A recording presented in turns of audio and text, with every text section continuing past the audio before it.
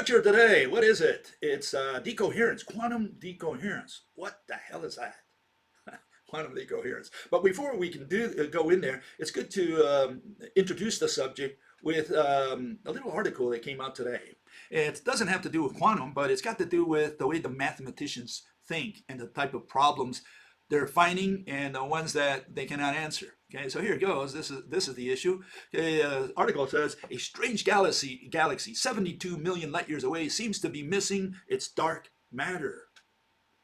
And if you read the article, it says if the galaxy were closer to Earth than initially proposed, it would intrinsically be less massive, meaning it would have to have more dark matter to look the way it does.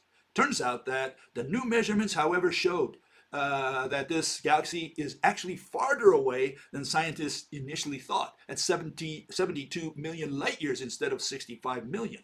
Okay? So that means it's got no dark matter at all then, or very little.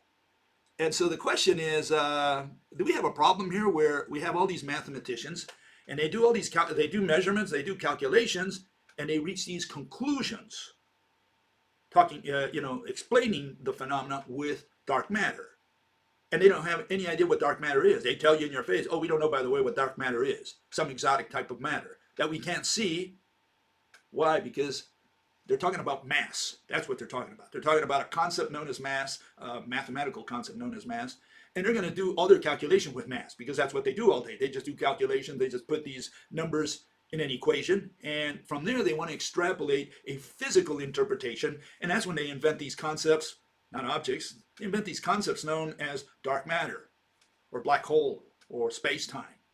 They have all these concepts which they turn into objects because they're going to give you a physical interpretation for their conclusion, how they perceive the universe. Okay, and that's more or less like in the old days, traditional religions, they would introduce God because they didn't know any better. And they said, well, the God of the wind, maybe, or, maybe God, he intervened sending his angels because they could not explain certain things. So they had to introduce these fantastic things out there. They created these monsters, these spirits they called God or angels or whatever they invented out there because they had no way of explaining. And this is absolutely no different. In fact, it's even worse because God, you can always imagine God. He looks like us more or less. He's got eyes, ears, mouth, hands, belly button. He's got the whole works. Maybe not belly button. I don't know because he would need a mother for that. But, we can imagine that. We cannot imagine what these people are saying. What is dark matter? What is space-time? What is a black hole? No such monsters. Black holes are dimensional. Dark matter is invisible. Space-time is a concept. And so, a mathematical concept. So, you can't use those as physical objects and say, I'm going to give you a physical interpretation. Gravity is the warping of space. What sense does that make? If space-time is not a physical object, you can't talk about warping a concept. And so this is where the problem is. And that's why they cannot explain, they give you a physical interpretation for dark matter, for how this galaxy, doesn't behave the way they thought it should be behaving. I mean, if dark matter is everywhere in every galaxy in the universe, it should be in this one. In fact, they found 3 other galaxies that have the same problem, that they cannot explain exactly, why they seem to lack dark matter. You say, okay, what's this got to do with the subject matter of today? Well, decoherence is more or less on the same page, okay? What they're going to be doing is they're going to give you this decoherence explanation, which is no explanation at all. They're just going to say, oh, by the way, we don't understand it. We have no idea how that works in the subatomic world. But thanks to decoherence and, superposition and entanglement and all these other quantum phenomena, we have computers and we have, what was it the other day we talked about, quantum dots. We have all this technology. So they're trying to give you a physical interpretation, especially, I want you to keep this in mind today, they're going to try to give you what is known as a classical explanation. Something which is tangible and seeable, okay? Parting from a point where they talk about quantum processes which they cannot see or touch. So they're going to extrapolate from quantum mechanics, untouchable, unseeable, unobservable, okay, to the classical world, which is the touchable, seeable world, okay? So they're going to give you a physical interpretation of the seeable, touchable world, parting from the base of unseeable, unobservable of quantum. Okay, so that's the same thing that happens with this dark matter thing. Okay, so let's get on with it. Here's what I call quantum incoherence. Okay, what is this thing, quantum decoherence? Well, first we got to understand what coherence means, quantum coherence. Okay, and here's a brief statement. Okay, definition you could say: quantum coherence is the ability of a quantum system to demonstrate interference. Interference? What are you talking about? American football? You play interference or something like that? You're running back and you have all this interference in front of you. What is this? And then we'll get into that in a second. And what is decoherence? Well, decoherence can be viewed as the loss of information. Okay, this is how they explain it, from a system into the environment. There's kind of interference from the environment, atoms, light, whatever, maybe even the background radiation, whatever that is. Okay, all this is interfering with some of the experiments that these folks do in the lab. And they say, okay, there's some interference there, and as long as we can show interference, okay, what does it say there? To demonstrate interference, if you can demonstrate that, then you have coherence. It's only when you cannot demonstrate it because you cannot see all these environmental atoms and things that are out, all these spirits and ghosts that are out there. Okay, but they don't like to call them spirits and ghosts because you're going to say, well, what are you doing? What are you doing? You're doing traditional religion again? And they call them, they say, well, there's atoms out there that we can't see. There's light, there's radiation, there's background stuff, that we can't see, and that's interfering. Did you see it? Did you observe it? Did you touch it? We inferred it from the things that we can see and touch, which are what? Classical mechanics. Okay, so that's how this thing is going to evolve. Okay, so keep all this in mind because that's what quantum decoherence is all about. Okay, so what is this interference that they're talking about? Well, fortunately, we have Mr. Feynman. Richard Feynman. He was a Nobel Prize 1965, said to be a good teacher. Okay, and he explained a lot of stuff in quantum mechanics, explained with quotations. He always said, well, we cannot explain it, it's all descriptions, which is correct. They don't explain, they describe mathematically, they infer irrational explanations from that, and they call the whole shebang, especially the description part, they call them theories. And no, theory is an explanation, and in science we only accept rational explanations. And none of the ones coming out of quantum or general relativity and string theory are rational. That's where our criticism is in this channel. Okay, so what are we talking about interference? Well, we're talking about the slit experiment. That's where it starts. Okay, a slit experiment. You send a light through two slits. Monochromatic light goes through two slits. And instead of seeing two lines on the screen behind it, you see fringes, many fringes. And you say, how is that possible? If light consists of little particles, well, you should see only two lines. But they say, well, light behaves kind of weird because it turns into this wavy thingy, and the wave interferes with itself on the other side of the two slits. That's essentially, in a nutshell, what this slit experiment is. And Mr. Feynman tells us, in very precise language, he tells us how to explain the slit experiment. Okay, and here it is. He says the following. He says, we choose to examine a phenomenon, the double slit experiment, right? Which is impossible, absolutely impossible to explain in any classical way. Touchable, seeable, observable, okay? And which has in it the heart of quantum mechanics. In reality, it contains the only mystery. Nobody can give you a deeper explanation of this phenomenon than I have given, that is, a description of it.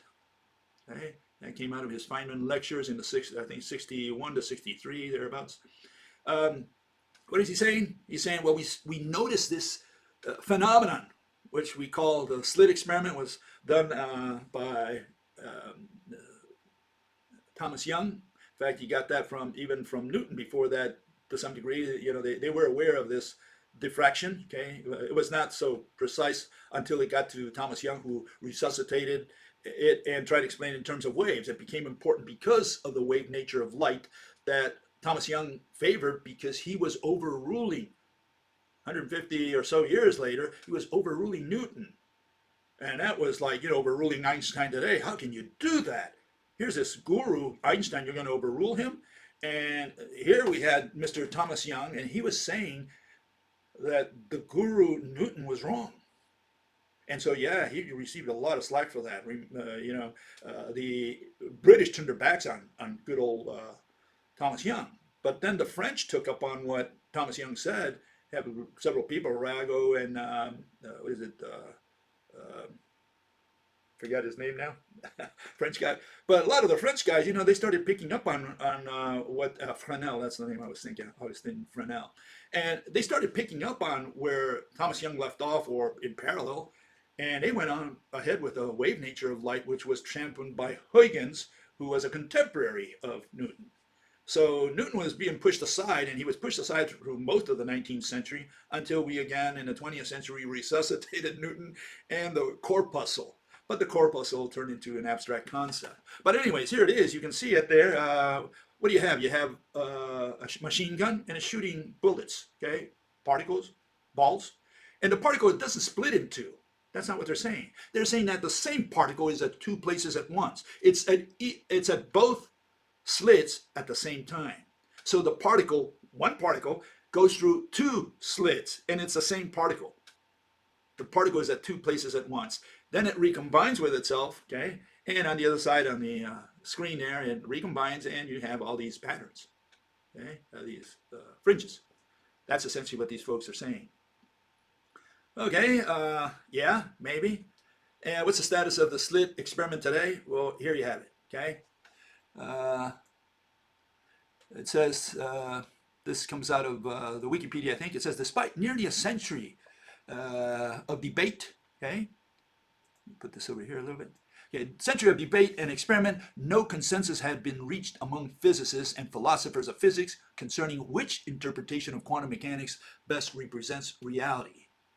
And again, the big problem, as Feynman said here, is the slit experiment. They cannot explain it. They cannot explain how a particle can be at two places at once. Okay, and as you can see, the big problem is that they're simulating all this with particles, with discrete particles. If we get rid of the particle, then maybe we can make some progress. But as long as we stick to the particle hypothesis, then we won't make any sense of it. Okay.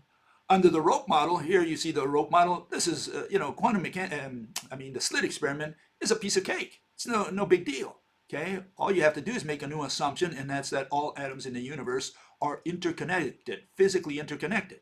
What are they connected by? Well, we say it's an electromagnetic rope. That's what we call it. In other words, we're saying that there is an invisible, intangible entity, unobservable, as they say. They say the same thing, okay? We're saying the same thing here. It's invisible, intangible, unobservable, that interconnects every atom in the universe. Any two atoms are interconnected by this rope. So what happens? There you have the slit experiment, both what I call the hair experiment, the slit experiment. I'll go over that in a second here. And what you have is that the ropes are already tied to your flashlight or the monochromatic source. And what happens is it's already tied before you turn the light on. All atoms are already interconnected, physically interconnected. When you turn the light on, all you're doing is increasing the frequency. In other words, you're torquing the rope at a faster rate, and now you have higher frequency and shorter links of the rope. And that stimulus is relayed from the hair in one case, the slits in the other, doesn't matter really. And from there it goes to the screen, to every atom of the screen, because again, every atom in the screen is bound to every atom of the needle or the slit partition, double slit partition there, which is attached to every atom of your source. Okay, so all you're doing is stimulating existing ropes. Okay, and here we have another version of this so that you can see what we're talking about a little more in detail. Okay, before you turn the light on, what you have is longer links and fewer links, which is frequency. In other words, you have low frequency, long wavelength. That's essentially what it is. And I put the atoms there, the two atoms, as black to show that there is no light. Okay, so before you turn on the light, you don't see any, the atoms are not being stimulated to a higher frequency, to a higher pumping rate. Once you turn on the light, you get this bright band and a dark band, which are the middle and the bottom one cases. What is a bright band? Well, you have higher frequency, okay, and the atom is pumping maybe wider. There's a couple possibilities there. There's pumping at a back and forth. The balloon is expanding and contracting at a higher rate or to a greater extent. Okay? And what it does is the links are shorter now between any two atoms because it relays that signal to the next atom, the atom in your eye, for example, or the atom on the screen. And so that's a bright band. And the dark band is simply a slower or shorter frequency. In other words, you have lower frequency and you have a longer wavelength than the bright band. And in between you have a nuanced, um, a gradient, okay? And here it is, again, it gives you an idea what I'm referring to here, okay? We're talking about a rope, okay? We're not talking about waves, okay? We're talking about a rope, a physical rope. So here it is. What we're saying is here you have a rope. You either have higher frequency, meaning shorter links, or you have longer links and fewer links, meaning your frequency is lower. Okay, that's all we're saying. Very simple, very straightforward. Just get a rope and do your own twisting. You'll see what I'm talking about. But what happens when you have when they're in phase? Okay, when the two links meet at an atom in the same phase, well then you have a bright band because they enhance each other. You have constructive interference, and you have destructive interference where they're exactly opposite. And in between, you have all these. You can see down at the bottom. You see this nuance, this gradient of colors or of darkness and brightness. Why? Because the rope, you have rope does. If you have the rope like here at two ends, if they're let me see if I can get this out of here. Put it over here. Easier to show there. So if the two blues are on top, okay, then you can say, well, then they're in phase, okay. If one is red and the other one is blue, then you have out of phase. But then you have the situations in between, and those are the gradient that you have in colors and in shadowy, because it's not a clear cut. What you have is a gradient from one bright band to the next. Okay, and the rope explains that quite easily. In fact, the explanation is not mine. The explanation really comes from the wave nature of light, which they've already figured out. They know that if the two waves are in phase, then it's a bright band. If they're out of phase, it's a dark band. And then you have all these in between. But there is no physical object called wave. That's the problem. The problem is wave is a bunch of vectors. It's got to do with math. A rope, on the other hand, has to do with physics. Now we're talking about a real object. It's a real object and one that is invisible and intangible, which is what quantum says anyway. So those people who accuse me say, well, Bill, how can an object be invisible and intangible? Well, that's what quantum says as well. I haven't invented anything new there. They've been saying the same thing for 100 years, except nobody's been listening. Okay? According to quantum mechanics, they had to turn the so-called photon and the so-called electron into abstract concepts, point particles. Because if they use a real particle, a corpuscle, they can't do it. And they know they cannot explain it with real corpuscles. That's why they've abandoned the Newtonian corpuscle, the classical corpuscle. What we have is the quantum corpuscle, meaning we're talking about an equation. We're talking about an abstraction. They don't care about the physical object. They're just going to be doing it with an abstract mathematical concept. We're saying, no, there is a physical object. You can say it's classical, if that's the word you want to use, fine, no problem. But we're talking about a real physical object that interconnects any two atoms. Okay? So, yeah, we're not talking about abstractions like in the case of quantum mechanics. Okay, here we see another version of how they're trying to explain decoherence. One is the slit experiment. Another one is they're going to try to stimulate an atom and find out if it gets excited or not. And here you have two situations. They say in quantum physics, an atom can be excited and not excited at the same time. How can that possibly be? I mean, here in the first case, we had an atom, an electron or a photon can be at two places at once. The ball can be at two places at once. And since they can't do it with a ball, they turned that into a concept. They say the abstract concept, the wave function, whatever they want to call it, is at two places at once. Now they're saying that an atom can have, an atom, now we're talking about apparently a real atom, maybe a classical atom, some kind of ball. And they say it can have two states. It can be excited or not. And then at the bottom, they say it can also be at two positions at the same time. Again, they got this from the slit experiment. The atom can be at two places at once, or the electron can be at two places at once. Any quantum particle can be, in other words, we're talking about maybe anything smaller than an atom, maybe an atom itself, if it's small enough, can be at two places at once. And have two excited states, in other words, no excitement or have excitement, and it can be at two places at once. Of course, no one can understand that. It's irrational to talk like that, to say, hey, my atom can be at two places at once. Well, it looks like you're just trying to cover your theory with some ad hoc notions that make no sense whatsoever. You cannot even imagine that. You cannot visualize it. And again, we're talking about not that the atoms or the particle in question splits. We're saying that the particle itself is at two places at once. And why? Because it's a concept. And even that you cannot, I mean, what location does a concept have? You cannot imagine it under any circumstance. It's unimaginable. That's why Mr. Feynman said, well, we cannot explain it. Yeah, no kidding. Okay, and here's where they continue. It says, you can have this situation in both. It can be not excited. It can be excited, okay, coming up here. And it can also be both, excited and not excited. And you can see the energy there. Can have both states of energy, as they say. What sense does this make? How can they explain this? And you say, well, you know, quantum mechanics or mathematical physics, they're not interested in explaining. Giving a physical interpretation, they dismiss that as philosophy. That's for the philosophers of physics or philosophers of science or whatever they want to call. Why did they even attempt to explain or give a physical interpretation to this if they realize they don't understand it, they cannot explain it, they admit it, they confess that? Then when you call their bluff and say, but that's irrational, they say, well, yeah, that's not part of science. That's not part of mathematical physics. That's or physics. That's philosophy. That's philosophy of science. That's philosophy of physics. Why did they give it? Why did they even try? Well, I'll tell you why. They had to do it because otherwise their math is irrelevant. If their math has nothing to do with physics, they cannot explain their math, they should not extrapolate it to physics. They should just stick within their math world and say, we measure here, we describe mathematically, we have these equations, that's their world, fine. Don't step over the line into physics.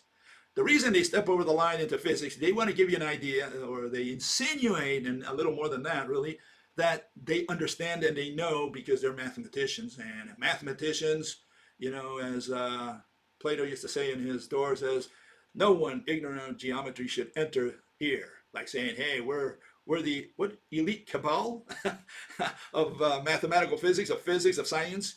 So they claim to be owners of the explanations, but when you call their bluff, they say, well, we can't really understand it, but that's not physics anyways.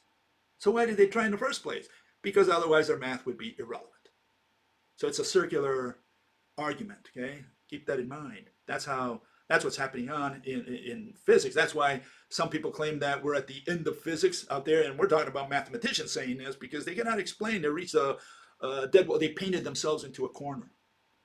And so they have no explanations for these things, and so they have to dismiss that as, well, that's philosophy. Okay, so this is where we're at today. Okay, but what happens? Why does, see, if it can have these two states, excited and not, if a particle can be at two places at once, well, they cannot explain it, but they do go to the lab and they do get some conclusions out of it. And what they say is, when they look at it, when they observe whatever they observe, suddenly it collapses to a point, to a specific state. So what they bring at this point is the seeing eye, the all-seeing eye. Okay, now we have the observer. When the observer is introduced, everything changes. Quantum suddenly converts to classical. The unobservable somehow becomes observable, meaning now they're going to give a physical interpretation in classical terms, touchable, seeable terms. Okay? And when you call their bluff, because the touchable, seeable, again, is a two-state phenomenon that collapses to one state, and you say, well, how did that happen? By what mechanism? They say, well, we don't understand that because that's not science anyways, because we have no way of explaining or testing, the hypothesis? Is that what they call it? Testing the hypothesis. Okay, and so,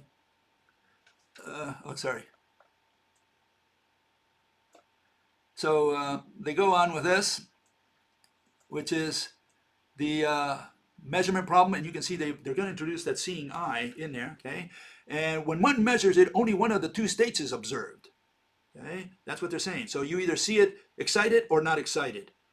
And when you observe it, it's going to be at one location or at another, not at two locations at the same time. No kidding. I mean, if they could observe the same particle at two places at once, they would have magical eyes.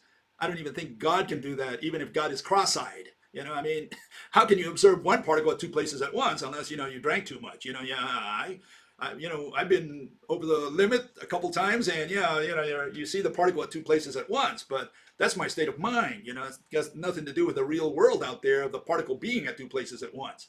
And again, if you can see the particle in two states, excited and not excited, well, and when you look at it, it collapses to one or the other. Well, yeah, what is the explanation? How can you explain this? And they say we can't. They synthesize it saying the wave function collapses. Whoa, that went over my head. You must know a lot because I don't understand that. The wave function collapses? What the hell is that?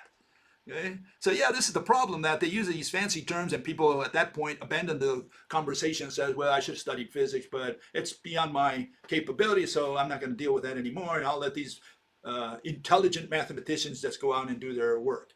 And because we've developed technology by trial and error, and they say, well, it's because we understand, so-called understand, the invisible world of Mother Nature is the quantum world, which they don't understand.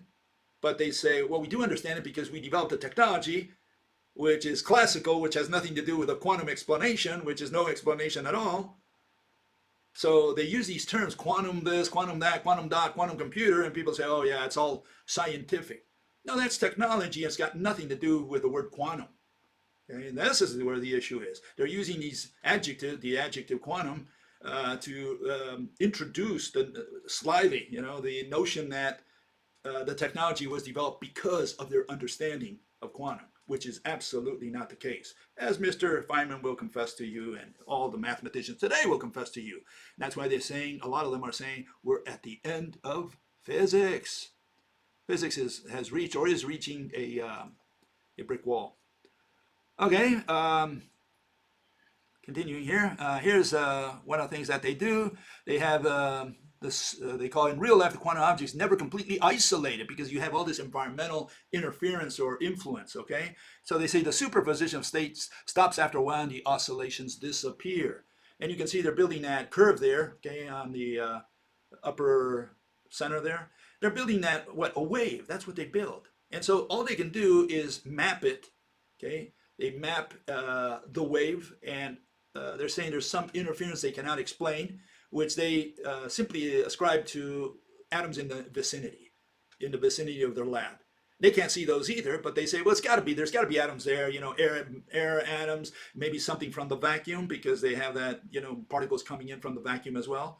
And so they use all these concepts, all these notions, and they say there's interference. And it's that interference that screws up their experiment, among others, the fact that you observe it. Okay, so one of the issues that you have is that these people say that just observing, just putting that seeing eye, all-seeing eye into the picture already influences your experiment at the quantum level. You're hitting it with light. You're throwing a photon at the electron or the atom or whatever particle you're analyzing. And so you're already moving it out of position, so you cannot figure out the position exactly. All you can do is give you a probability of where the particle might be. And so they say even the act of observing affects your experiment. God made it so that observation screws up all the experiments at the quantum level. And so these are the explanations they give you, and they have no problem. They live with this explanation because they don't care about the explanation. They dismiss that as philosophy. What they care about their equations, and when you ask them, well, what's the cause, what's the mechanism, they say you're in the wrong forum. You got to go through the other side of campus where the philosophers are at for that. Okay, so this is their answer. Okay, what's the next thing they have? Well, they start. They have the starting and the ending situations. Okay, when you start, you have all these. It can be at two states at once. And when you end, in other words, when you observe it, touch it, or interfere with it in some way, then it collapses to one state or the other, or to one location or the other. Meanwhile, as long as you don't observe it, you shut your eyes or don't use your hands, then what happens is the particle is at two places at once. It's in two states at once, energy states. It's only when you start looking and touching and interfering stuff from the environment and you want to really detect it with your measurement device or whatever, that's when it collapses and says, I won't let you see or detect or measure or whatever, understand, explain what happened in between the world of Mother Nature, secret world, invisible world of Mother Nature's, invisible, intangible world, unobservable world of Mother Nature's, and the moment that you did observe, touch, see, detect, measure.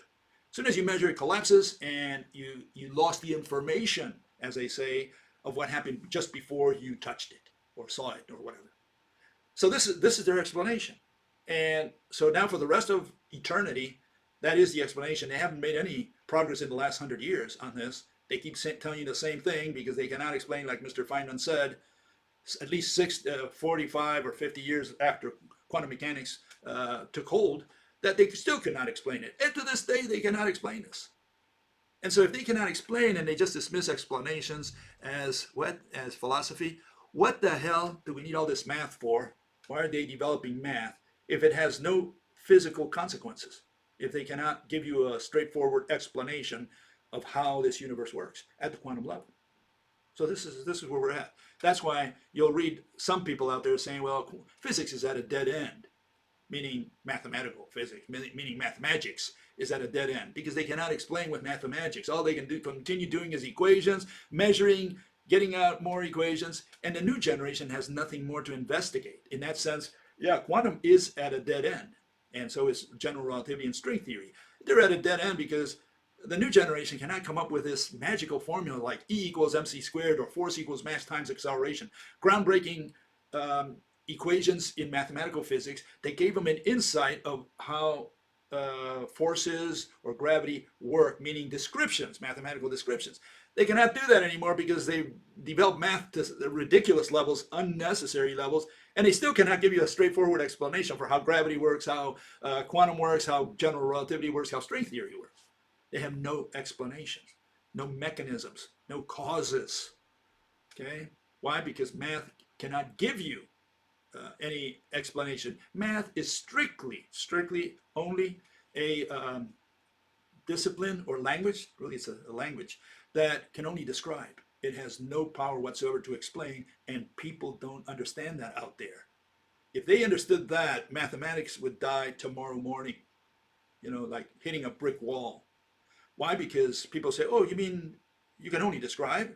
But I don't care about your mathematical equations. I don't care about your description. I want an explanation. I want to know what gravity is, how Mother Nature does that trick that I let go of the pen, and it falls to the floor, not to the ceiling. How come it doesn't go to the ceiling? Well, they cannot explain that to you.